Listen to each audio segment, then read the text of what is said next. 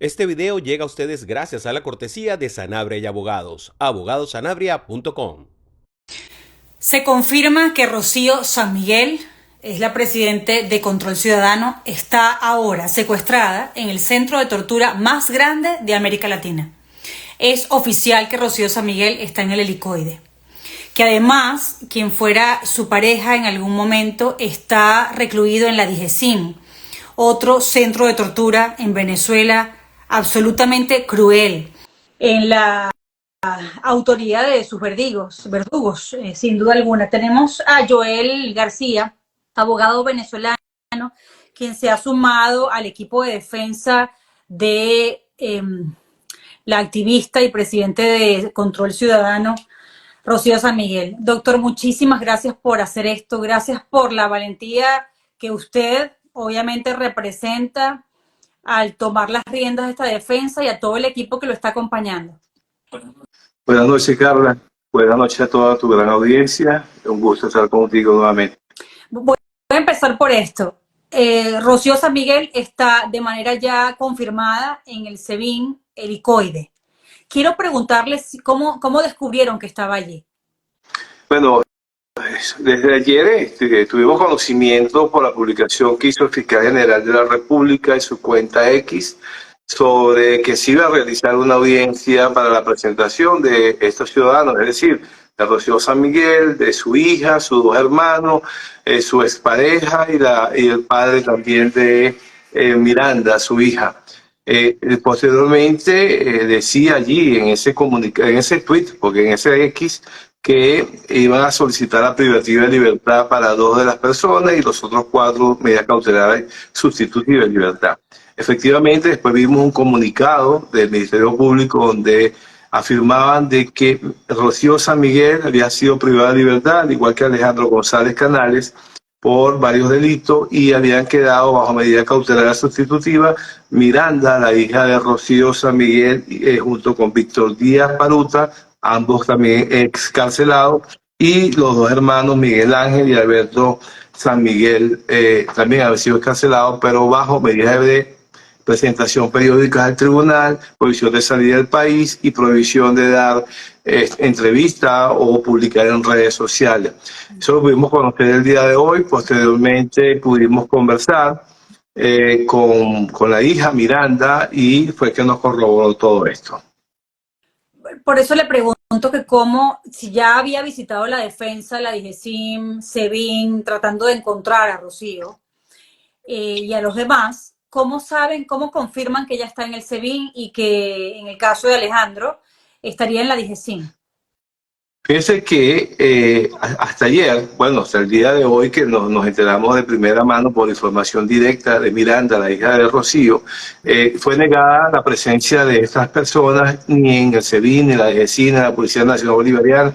El fiscal ayer incluso no dijo dónde estaba recluido, tampoco dijo dónde iban a ser presentados. Y es el día de hoy, después de la excarcelación de estas personas, que pudimos conocer que estuvieron en la DGCIN durante todo este tiempo de detención y que fueron presentados en la noche del día de ayer y madrugada del día de hoy, fueron presentados y que la decisión del tribunal fue privar de libertad a Rocío San Miguel y Alejandro González Canales, y las otras 4 personas fueron excarceladas, pero bajo una medida cautelar sustitutiva de libertad, como es la presentación periódica, prohibición de salida del país y prohibición de dar declaraciones y publicaciones en redes sociales. Entonces, ustedes se enteran es por los familiares de Rocío, dónde está ella y dónde está Alejandro.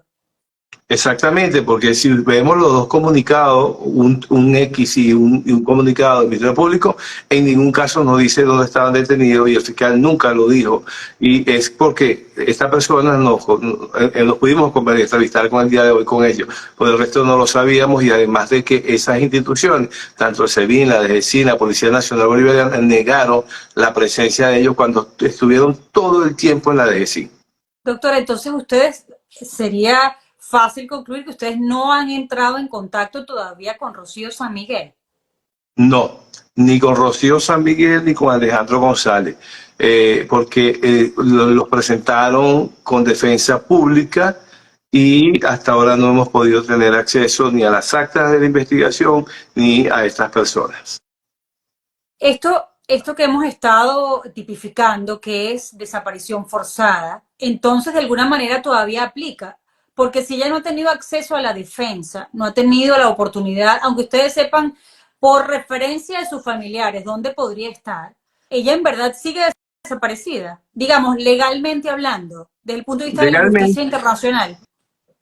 pues legalmente, ya hay un pronunciamiento de una privativa de libertad, como fue lo que hizo el Ministerio Público el día de hoy, pero hasta tanto esa publicación no existía, sabemos que estábamos en presencia de una desaparición forzada de personas consumada, porque advierto, no basta con que se indique de que una persona está detenida, sino que nieguen la presencia en el lugar donde se encuentra. ¿Por qué? Porque allí evitan, pues, o mejor dicho, vulneran las garantías y los derechos que tiene un imputado, como es hacer una llamada telefónica, como lo es designar su defensa de confianza. Mientras esas garantías no se hagan cumplir y mientras el órgano policial o organismo de seguridad de Estado que lo tiene retenido no diga que allí está porque fue negado así, porque nuestro colega Juan Luis González Taguaruco estuvo ayer indagando en todos esos centros de reclusión y le fue negada. Él entregó los nombres de todas y cada una de esas personas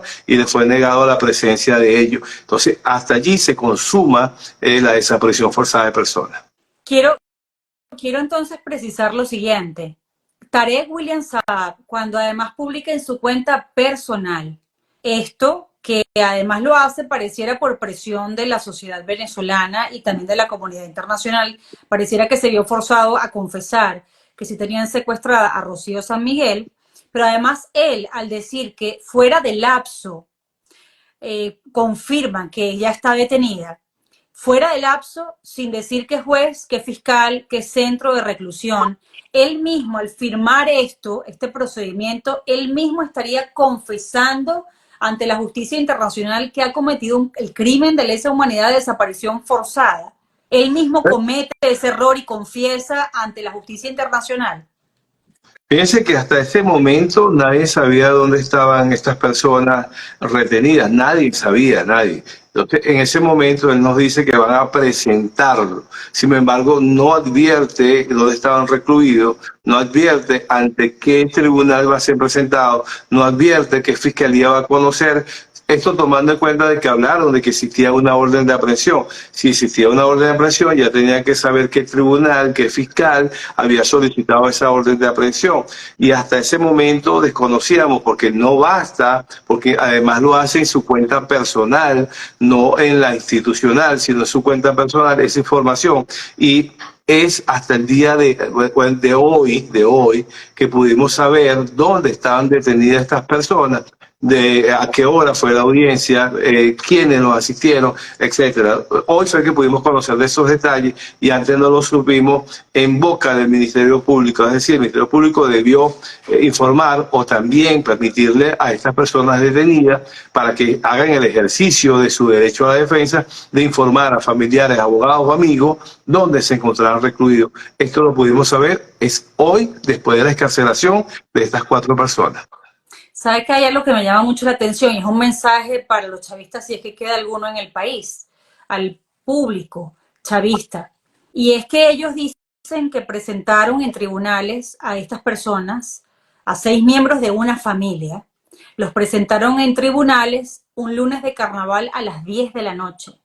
Entonces, mi pregunta es, ¿la comunidad chavista, pequeña o no, apoya que el régimen de Maduro desaparezca a toda una familia para tratar de quebrar a una presa política? Es decir, me planteo yo si el público chavista que quede dentro del país apoya que Maduro y Tarek William Saab desaparezcan a una familia, a 6 miembros de una familia.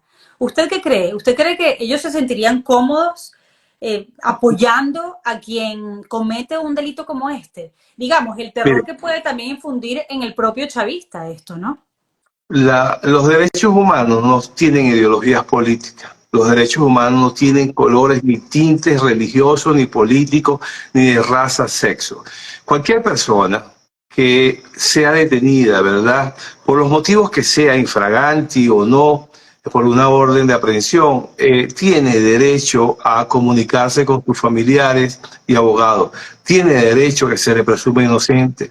Tiene derecho, ¿verdad?, a saber por qué se le juzga. Tiene derecho a nombrar a su defensor de confianza. Y además de ser presentado dentro del lapso que la Constitución y el Código Orgánico Procesal Penal establece. Y esto no es más que 48 horas a partir del momento de la detención. Entonces, es un llamado a todas las personas que, más allá de su ideología política, su religión, su credo, su raza, su sexo, es que todos los ciudadanos tienen derecho y esos derechos no son transferibles, esos derechos no son negociables, esos derechos son irrenunciables y cualquier persona, por delincuente que sea, siempre va a tener esos derechos. Entonces, el llamado es a la reflexión, porque todos nosotros, cualquier persona puede ser víctima de esta arbitrariedad y por eso es que hago un llamado profundamente a que todos entendamos que indiferentemente que una persona esté investigada, que sea capturada infragante cometiendo un delito o porque existe una orden de aprehensión, tiene derecho a que se le respete ese debido proceso. Veámonos en ese espejo que todos podemos ser víctimas de estas arbitrariedades. Claro, doctor, pero en el caso de Rocío, cuando ustedes fueron a interponer el habeas corpus, ella no tenía ninguna investigación abierta en su contra. Es decir, la apresaron sin que existiera ningún tipo de investigación contra ella. Bueno, esto cuando tengamos acceso a las actas de la investigación, podemos decir con toda certeza o claridad ante qué estamos, porque hasta ahora no hemos tenido acceso a ello y entraría en el mundo de las especulaciones si me atrevo a decir algo sobre eso. Ok, doctor, quiero plantearle lo siguiente. Rocío ha sido señalada por supuestos delitos de terrorista, de traición a la patria, de asociación. ¿Esto qué implica para ella? Es decir, ¿cuál es la gravedad del caso de Rocío San Miguel? Por los dichos del fiscal general, es un caso gravísimo, ¿no? Si nos tomamos en cuenta que estamos hablando de un magnicidio en grado de tentativa, porque eso es lo que manifestó el fiscal. Y además de traición a la patria, de conspiración, asociación, terrorismo, son delitos muy graves que contempla nuestra ley contra la delincuencia organizada y financiamiento del terrorismo y por supuesto que si de ser cierto, eso es muy grave. El problema está que en Venezuela hay más terroristas que habitantes. El problema está que en Venezuela todo es terrorismo. El problema es que en Venezuela todos estamos asociados para delinquir. Entonces, a la ligera siempre se precalifican esos delitos y usted ve que siempre alguien está, si es disidente político, disidente del pensamiento, entonces es un terrorista. Ese concepto de terrorismo en Venezuela es amplísimo y cabe cualquier cosa allí. Cualquier cosa que usted se le atreva a decir que es terrorismo, bueno, para allá va. Entonces es bastante ligero cómo se utiliza ese término y sobre todo ese delito que es tan delicado. Ahora, tildar a Rocío San Miguel de terrorista, de traidora a la patria, yo creo que está lejos del decir, del saber, de lo que conocemos de Rocío San Miguel. Porque yo creo que Rocío San Miguel no está presa por ser Rocío San Miguel, sino por la institución, la ONG que representa, que es la que ha denunciado ciertas cosas que quizás sean incómodas, porque Rocío San Miguel no es que está siendo perseguida porque ella hizo un acto como Rocío San Miguel. Yo creo que es que Control Ciudadano ha publicado, ha denunciado cosas, situaciones, hechos que a alguien le debe ser incómodo porque esa es la razón que debe estar privando el del por qué está privada hoy día Rocío San Miguel en el SEBIN. Cuando obtuvieron la información de familiares que les permitió confirmar que Rocío estaría en el helicoide y Alejandro estaría en la DGCIM, ¿le pudieron consultar a los familiares en qué condiciones vieron a Rocío San Miguel, pues antes de separarse de ella, o qué información hay sobre digamos, la fortaleza moral, espiritual, la condición física de ambos? ¿Hay algún tipo de sospecha o de señal que les pudiera indicar a ustedes si ellos están bien? Sí, bueno, nos dijeron que estaban bien, ¿ok? Bien dentro de lo que cabe, ¿no? Porque el problema está que en Venezuela la incertidumbre sobre nuestro sistema judicial es muy, muy grande.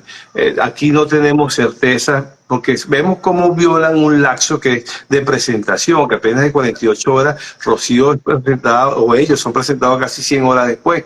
Entonces, esa certidumbre sobre lo que establece un Código Orgánico Procesal Penal, que es instrumental de por sí, es decir, que establece de qué manera, de qué forma y en qué lapso se deben realizar los actos, no se realiza. Entonces, eso genera mucha incertidumbre, mucha duda y mucha angustia en cualquier persona que sea sometida a un proceso judicial, porque verdaderamente usted puede saber cuándo ingresó, pero vaya usted a saber cuándo va a salir, porque los lapsos no se cumplen. Si los lapsos se cumplieran, uno pudiera tener un aproximado de cuándo va a ocurrir ello, pero no es así. Lamentablemente no es así. Entonces, cualquier persona que esté detenido, por supuesto, por bien que se pueda sentir o bien que pueda aparentar, siempre va a tener esa angustia, esa ansiedad de no saber hasta cuándo va a estar allí. Doctor, pero es que en el caso de estas detenciones no son las primeras, hay 36 personas más vinculadas a estos supuestos planes de conspiración, es decir, es un tema sistemático de cómo se ha intentado apresar a inocentes para vincularlos en estas tramas en pleno año electoral. Y el caso de la aprehensión de Rocío tampoco es casual, no solo por el hecho de que representa a una ONG de tanto prestigio que ha hecho denuncias importantes, sino que también le ganó un caso al régimen venezolano en la Corte Interamericana de los Derechos Humanos con respecto a la lista Tascón. Y ella, para algunos, es como un ejemplo, una lección ejemplarizante para las ONG a las cuales Maduro ha declarado enemigos, porque antes de la primaria las ONG ganaron todas las batallas en la justicia internacional contra Maduro, contra el régimen.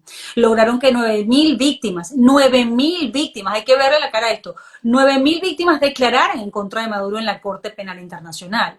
Es decir, a través de Rocío aleccionan a todos los demás, como decía su colega hoy, cualquier defensor de presos políticos, de víctimas, ahora también se siente vulnerado, se siente indefenso. Es decir, cualquiera puede estar sometido a esta ley del odio o eso, a un plan conspirativo creado por el propio régimen. Sí, no es casualidad que se esté discutiendo una ley antisociedad en el seno de la Asamblea Nacional, precisamente que tiene como fin controlar, vigilar y aniquilar a las organizaciones no gubernamentales. No es casualidad de que Javier Tarazona tenga más de, no sé cuántos años ya lleva, más de 2 años preso. No es casualidad de que haya ataques directamente hacia defensores de derechos humanos. No es casualidad de que el ataque ahora vaya hacia abogados, periodistas, de que son de alguna manera las personas que han llevado la voz hasta estas instancias internacionales y que ha tenido como producto, como fruto, pues que hoy día estemos a la espera de una decisión de la Sala de Apelaciones de la Corte Penal Internacional para decidir si ratifica la decisión de la Sala de Cuestiones Preliminares en darle la autorización al fiscal de la Corte Penal para que investigue. Tenemos una misión de determinación de hecho que ha hecho unos informes donde desnuda, donde describe la realidad que se vive en Venezuela en materia de derechos humanos, y esto es producto de ese trabajo de todas las organizaciones no gubernamentales en los derechos humanos, en medidas humanitarias, en todo esto ha colaborado. De otra manera no hubiese sido posible que el mundo estuviera enterado de todas las barbaridades que están pasando en Venezuela. Quiero plantearle o recordarle a la audiencia que el asesor del gobierno de Brasil, el asesor de Lula da Silva, Celso Amorim, manifestó preocupación por el resurgimiento de la represión en Venezuela. Eso no es poca cosa. Es decir, lo que esto está despertando es quizás una reacción de quienes menos nos lo estamos esperando. Y podría ser interesante en darle un vuelco a esa renovación de la presión internacional. Se los dejo allí y quizás usted pueda emitir una opinión con respecto a eso. España, ella es ciudadana española, España no ha dicho nada, pero la Unión Europea sí, y la Unión Europea tiene un peso quizás para poder presionar al gobierno de Pedro Sánchez. Yo le planteo esto porque estas son horas determinantes. Le pregunto, ¿qué viene ahora? ¿Qué pasa ahora? Ya sabemos dónde está, o por lo menos se presume dónde está, sabemos en qué condición está. Sabemos que se está cometiendo un delito, un crimen de lesa humanidad con esta desaparición forzada. Pero ¿qué sigue ahora, doctor? Lo más urgente es que Rocío San Miguel, como Alejandro González Canales, cuenten con sus defensores de confianza. Porque ya tenemos el tiempo en contra, ya tenemos unos lapsos que precluyen, y para poder apelar de estas decisiones, es decir, agotar toda la vía interna, necesitamos estar nombrados en esta causa. Ojalá y nos permitan nombrarnos oportunamente en esta causa para ejercer todos los recursos habidos por haber. Por supuesto que esto no para aquí, porque seguramente a ellos lo van a acusar y tendremos que ir a una audiencia preliminar, quizás a un futuro juicio oral y público, pero es necesario que ellos cuenten con la defensa, es decir, que le permitan lo mínimo que puede tener una persona detenida, que es ejercer su derecho a la defensa. Y esto es materializando con una defensa técnica de confianza, no una defensa pública. A pesar de que yo estoy seguro que Rocío San Miguel pidió su defensor privado, su defensa privada en el momento de la audiencia, pero quizás no tuvo que ceder que sabrá Dios por qué razones, porque cualquiera de nosotros que pueda estar detenido sabemos que contamos con defensoras privadas, porque no podemos contar con defensores públicos. Doctor, usted que tiene tanta experiencia, lamentablemente, defendiendo inocentes en Venezuela, por lo general, ¿qué busca el régimen cuando apresa familiares? ¿Qué busca de ese detenido? Mire, la responsabilidad penal es individual. La responsabilidad penal no se transfiere por nexos sanguíneos o afines, ni menos hereditarios. Entonces, yo considero que cuando apresa al entorno familiar es para quebrar la voluntad de esa persona. Nadie, yo puedo cometer un hecho, yo puedo cometer un crimen, pero mi hijo o mis hijos, mi esposa, mi familia no tiene por qué sufrir las consecuencias de ello, más allá que mi encarcelamiento. Sin embargo, cuando se llevan una persona, un ser querido de usted, buscan es quebrar la voluntad de usted para que pueda acceder a peticiones, a solicitudes que le estén haciendo. Usted citó a la Fact-Finding Mission, doctor, y la Fact-Finding Mission, si no me equivoco, en un segundo informe hablan del Siepenhat, del patrón de los nazis. Y dicen que es justamente lo que se utilizaba desde el 33 al 45 bajo ese régimen, cuando ellos extendían la acusación o la responsabilidad de esa persona a la que consideraban un objetivo al resto de los seres queridos, de los afectos. Y la propia Fact-Finding Mission comparó este método de los nazis con el método del régimen de Maduro. Es decir, el horror que esto representa, ¿no? Llegar a esta conclusión de que cada vez se demuestra más que utilizan este método, doctor. Sí, en el caso de que estamos hablando ahorita, de Rocío San Miguel, habría que ver cuáles fueron los motivos que privaron para que estas 5 personas, ¿verdad?, fueran detenidas y vinculadas, porque las personas que fueron excarceladas el día de hoy no están libres, están bajo una medida cautelar sustitutiva de libertad, es decir, que sobre ellos debe empezar alguna imputación sobre algunos delitos. Pregunto, ¿acaso es Rocío San Miguel que involucró a toda su familia en estos hechos? No lo sabemos, esperemos cuando veamos las actas ya podemos hablar con certeza el por qué lo vincula, pero así como la estamos viendo el día de hoy, pareciera que es una práctica recurrente ya de llevar a los familiares para quebrar la voluntad de la persona que le interesa. Doctor, cuando usted, que es un hombre de derecho, cuando usted observa que ya con tal descaro Tarek William Saab admite que ha cometido un crimen, lo confiesa públicamente, ¿qué pasa dentro de usted? ¿Qué pasa con el abogado dentro de usted, el abogado que usted es, ese que apela a la ley, a la Constitución? ¿Qué mueve dentro de usted cuando estos representantes del régimen confiesan que la violan abiertamente? Lo primero que me da es mucha pena, mucho dolor seguir enseñando derecho en las universidades, porque cuando vemos que autoridades que son garantes de la legalidad no cumplen cumplen con lo establecido en la norma, en la Constitución, y que nosotros los abogados, cuando nos graduamos, así como un médico hace su juramento hipocrático, nosotros también juramos ante la Constitución y la ley respetarla. Y cuando yo veo estos actos, me da mucha vergüenza por la profesión que escogí. Me da mucha vergüenza que nuestra profesión se vea tan mancillada como está. Sin embargo, también reflexiono y digo, no es nuestra profesión, no es el derecho, no es la carrera, no es la academia, son personas. Son las personas las que están torciendo la forma de hacer las cosas. Entonces, eso me llena de valor a seguir formando profesionales pro en la academia, en la escuela de Derecho, para que esto nunca más se repita en Venezuela, porque es vergonzoso. Sin embargo, confío en que cuando esto le corresponda cambiar, tengamos los mejores profesionales y esto quede como un capítulo o una página negra en la historia de la justicia en Venezuela y nunca más se puede repetir. Es decir, si algún día aquí llega a cambiar el gobierno, nosotros, los que podamos estar del otro lado, tenemos que hacer cumplir la norma, porque la justicia no es venganza. La justicia no es eso, la justicia no es persecución, la justicia es dar a cada quien lo que le corresponde. ¿Ha recibido amenazas el equipo legal, doctor? ¿Están ustedes también amenazados? No, bueno, hasta ahora por este caso no hemos recibido nada. Hasta ahora todo se ha mantenido en paz hasta el momento, ¿no? Vamos a ver qué pasa en los días subsiguientes, pero por supuesto que todos los que de alguna manera estamos inmiscuidos en la defensa de los derechos humanos, estamos viendo con mucha preocupación lo que está pasando, porque cualquiera de nosotros pudiera ser un objetivo mañana pasado.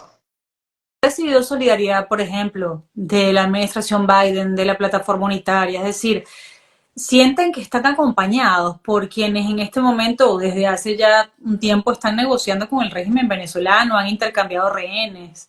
Usted sabe, pues, el escenario al que me refiero.